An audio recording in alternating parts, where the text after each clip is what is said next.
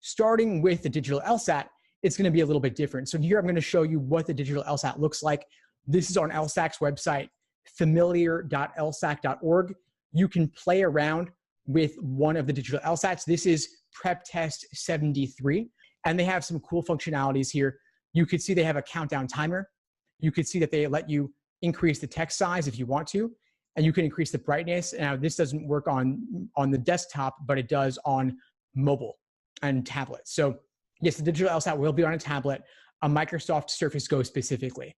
And so this is the layout of a particular logic game. As you can see here, there is very little space below that, but that's totally fine because you're not doing work on the tablet. You're doing your work separately on scrap paper. And like I said, you have virtually unlimited scrap paper. So here is a digital LSAT logic game. You can see there's only one question per screen. So you have to flip ahead to the future questions and kind of go back and forth. And you can see this little black mark here telling you which question you're on.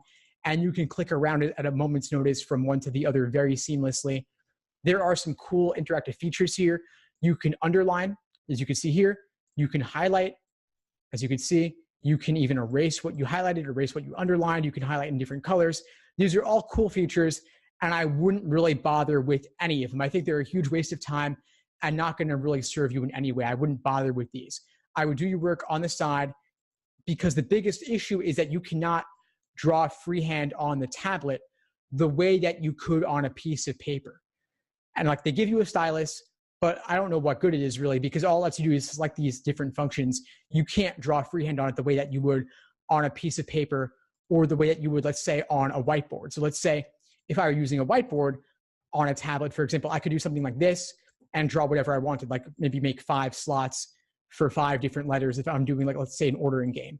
But you can't do that on the digital LSAT. I don't know why not, but it is what it is.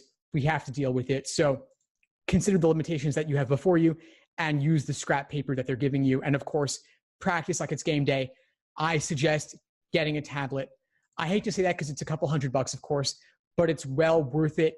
If it gets you even a single point more on the LSAT to have that increased familiarity with the tablet, it's worth it.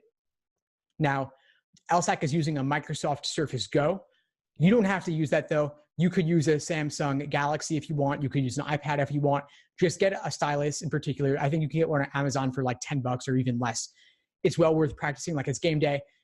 If you can't get a tablet or you want alternatives, you could get the PDFs depending on how you access them. You could then put the PDFs on a tablet, use a stylus, and use the annotation feature in Preview for Mac or some other program, and that could be a useful way to get used to the format. Now, it's not all bad, though. There are a couple of good things. I think the countdown timer is somewhat useful.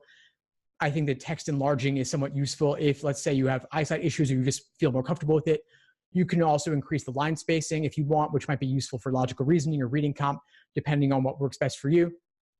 Now, there are some questions here. I'm going to see if any of those are related once again.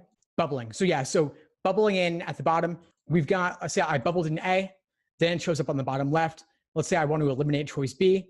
It crosses off there automatically. And then if I go to question 6, I bubble that in. And let's say choice C, it bubbles in there. I can jump to 4, bubble that in. So you could do things in any order very easily and see at a glance what you've done, what you haven't. You can also flag a question. So if let's say I wanted to flag number 7, that shows up as being flagged if I want to come back to it later. So you could bubble throughout. That is a nice time-saving feature. I think the flagging is also a benefit too, to quickly see at a glance what you've done, what you haven't. So that is a plus of the digital format. So just keep that in mind. You could bubble throughout. Maybe that saves you 30 seconds or a minute or two. And that's extraordinarily useful. Now, somebody asked, why can't we use a regular Mac computer? It's because LSAC has chosen to only administer the digital LSAT on a tablet. I don't know why. Maybe it's because it's easier to transport them and lock them up securely in between test administrations. That's just my guess, though. I have no clue, honestly. But you could practice the digital LSAT on any device, really. I've been on a computer here, so you can see that you can do it on the computer and use most of the functionalities if you want to practice on your computer. But otherwise, it's good to do it on a phone if you have a phone with a large screen like a Google Pixel, or you could do it on any tablet like a Microsoft Surface Go, Samsung Galaxy, iPad, etc. So the digital LSAT familiarization tool at familiar.lsac.org has that functionality to work on all different devices. And I know a lot of prep companies are also putting LSATs in the digital format to be usable on any device. So far, the only software I know of is at LSAC's site, again, familiar.lsac.org. I do think some prep companies are going to offer more resources for it, and LSAC as well will be coming out more in the future. Someone asked about internet access. Yes, you will need internet access. I don't know of anyone offering these for download or offline use, so you do need to be connected to Wi-Fi or data of some sort.